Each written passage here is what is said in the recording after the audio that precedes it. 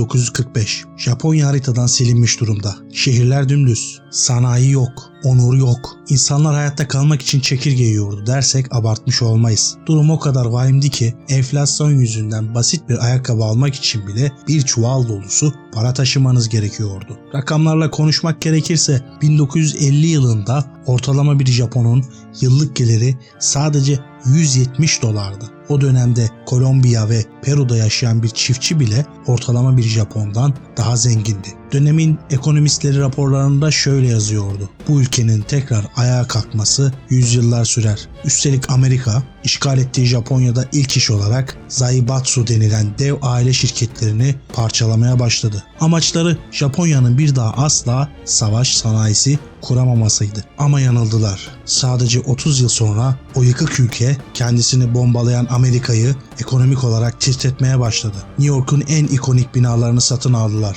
Hollywood stüdyolarına ortak oldular ve Made in Japan etiketini kalitenin simgesi yaptılar. Peki bu nasıl oldu? Peru'dan daha fakir bir ülke nasıl oldu da bir süper güce dönüştü? Sihirli bir değnek mi? Yoksa tarihin gördüğü en disiplinli ve kurnaz ekonomik planı mı? İşte küllerinden doğan Japon mucizesinin perde arkası.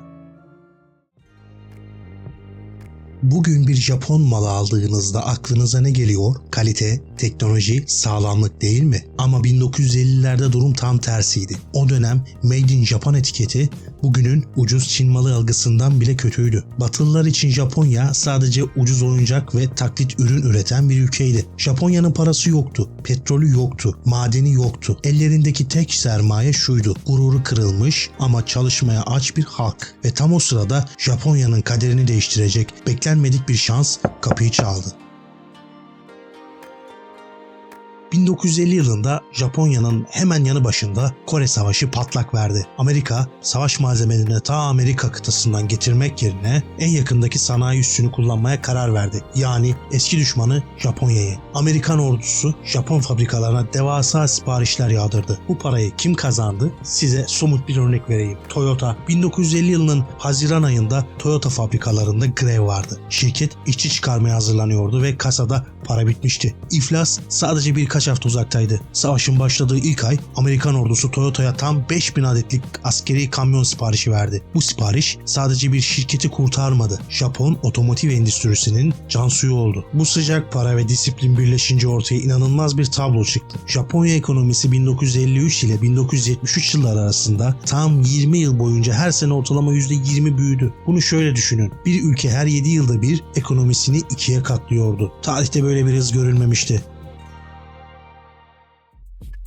Para gelmişti ama hala bir sorun vardı: kalite. İşte hikayenin en ironik kısmı burada başlıyor. Japon sanayisini düzelten kişi bir Japon değil, bir Amerikalıydı. William Edwards Deming. Amerika'da kimsenin dinlemediği bu istatistikçi Japonlara şunu öğretti: daha çok değil, daha akıllı üretin, hata yapmayın. Japonlar bu öğretiyi Kaizen, yani sürekli iyileştirme felsefesine dönüştürdü. Amerikan fabrikalarında üretim bandı asla durmazdı. Hatalı ürünler sonda düzeltilirdi. Japonlar ise Andon kordonu denilen bir sistem geliştirdi. Fabrikadaki en kıdemsiz işçi bile bir hata gördüğünde bir ipi çekip tüm fabrikayı durdurma etkisine sahipti. Başta bu delilik gibi göründü. Fabrika durursa para kaybederiz dediler. Ama sonuçta banttan çıkan her ürün kusursuzdu. Teknoloji cephesinde ise Sony'yi kuran Akio Morita gibi vizyonerler sahneye çıktı. Amerikalıların sadece askeri cihazlarda kullandığı transistörü aldılar, küçülttüler ve cebimize sığan radyolar yaptılar.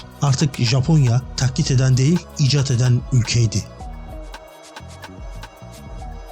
1973 dünya petrol krizi. Batı dünyası için bir kabus ama Japonya için final vuruşuydu. Petrol fiyatları fırlayınca Amerikalıların o bayıldığı devasa arabalar hurdaya dönüştü. İnsanlar az yakan Japon arabalarına hücum etti ve kaçınılmaz son 1980 yılında gerçekleşti. Japonya o yıl tam 11 milyon araç üreterek otomobilin mucidi olan Amerika'yı tahtından indirdi ve dünyanın bir numaralı araç üreticisi oldu. Japonya o kadar zenginleşti ki 1985 yılında Amerika Plaza Anlaşması ile Japonya'yı köşeye sıkıştırmak zorunda kaldı. Japon yeni değer kazandı. Japonların alım gücü adeta uzaya çıktı. Mitsubishi, New York'un kalbi Rockefeller Center'ı satın aldığında manşetler "Japonlar ruhumuzu satın alıyor" diyordu. Balonun büyüklüğünü anlamanız için şu veri yeterli. 1989 yılına gelindiğinde Tokyo borsasının değeri o kadar şişmişti ki dünyadaki tüm hisse senedi değerinin %45'i tek başına Japon şirketlerine aitti.